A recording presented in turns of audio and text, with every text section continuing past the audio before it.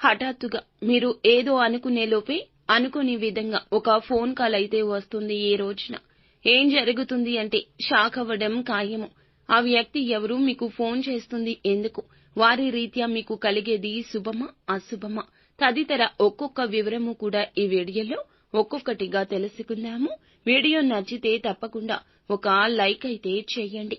ఇక ఆలస్యం లేకుండా వీడియోలోకి అయితే వచ్చేద్దాము. జై దుర్గా భవానీ జ్యోతిషాలయం. మీ యొక్క ప్రతి సమస్యకి పరిష్కారం చెప్పబడును. అన్ని విషయాలు ఫోన్లో స్వయంగా చెప్పబడును. ప్రేమ, పెళ్లి, ఉద్యోగం, వ్యాపారంలో నష్టాలు, భార్యాభర్తల మధ్య గొడవలు, కోర్టు సమస్యలు, మనశ్శాంతి, ఆరోగ్య శాంతి, లక్ష్మీ శాంతి, గృహశాంతి, దిష్టి తీసిన నిమ్మకాయలు దాటడం, నరదిష్టి, నాగదోషం, ఆరోగ్య సమస్యలు, ఎటువంటి సమస్యలకైనా పరిష్కారం చూపబడును. మీ సకల సమస్యలకు పరిష్కారం చూపబడును. స్త్రీ పురుషులకు ఎటువంటి సమస్యలున్నా 100% పరిష్కార మార్గం చూపబడును. గురూజీ రామరాజు గారు.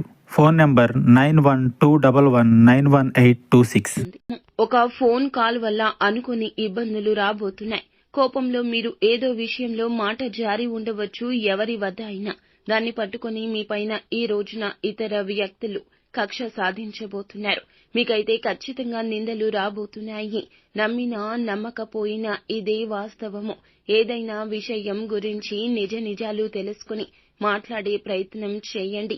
ఎక్కువ మటుకైతే మాట్లాడకుండా సైలెంట్ గా ఉండడమే మేలు. ఖచ్చితంగా ఈ రోజున ఈ ఫోన్ కాల్ అయితే వస్తుంది. ఈ రోజున తప్పక ఈ కాల్ ని రిసీవ్ చేసుకుంటారు. తెలిసి తెలియక చేసిన తొందరపాటు చర్య వల్ల, తప్పు వల్ల మీరు తిట్లు తినబోతున్నారు. తెలియకుండానే అది జరిగి తీరుతుంది. కానీ మీపై నిందలు వస్తాయి. మీరు ఏదైనా మాట్లాడేటప్పుడు మాత్రం తగిన జాగ్రత్త తీసుకోండి. 1కి 2 సార్లు చుట్టుపక్కల ఉన్నవాళ్లే మీకు శత్రువులు అనే విషయం మీద ధ్యాస ఉంచండి. ఏదో విషయంలో కోపంలో ఏదో ఒక మాట తూలి ఉండొచ్చు, జార విడిచి ఉండొచ్చు. దాన్ని పట్టుకుని ఖచ్చితంగా కక్ష సాధించేస్తారు. మీరు వెక్కి ఏడుస్తారు. నిందల పాలు కాబోతున్నారు. ఏదైనా విషయం గురించి నిజం తెలుసుకుని మాట్లాడడం చాలా వివేకం. ఏదైనా ఒక విషయం గురించి నిజం తెలుసుకుని మాట్లాడడం చాలా వివేకం. ఒక ఫోన్ కాల్ రూపంలో మీకు మాత్రం తిట్లు కలగబోతున్నాయండి. దీన్ని ఎవ్వరూ తప్పించలేరు. మీరు చెయ్యని తప్పుకు మాత్రం అబాసు పాలవుతారు. మీకు ఈ యొక్క మాసంలో ఈ రోజున ఇలా మిశ్రమంగా ఉంటుంది. ఏ పని చేసినా నెమ్మదిగా పూర్తవుతుంది.